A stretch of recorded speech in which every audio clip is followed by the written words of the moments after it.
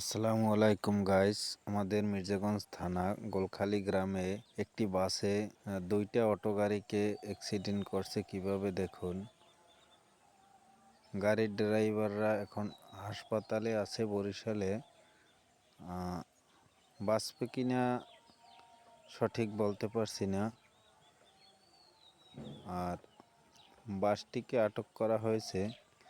এই বাসটি গাড়ি দুইটাকে ধাক্কা দিয়ে ওই অবস্থা করেছে। পুলিশ গাড়িটাকে আটক করেছে।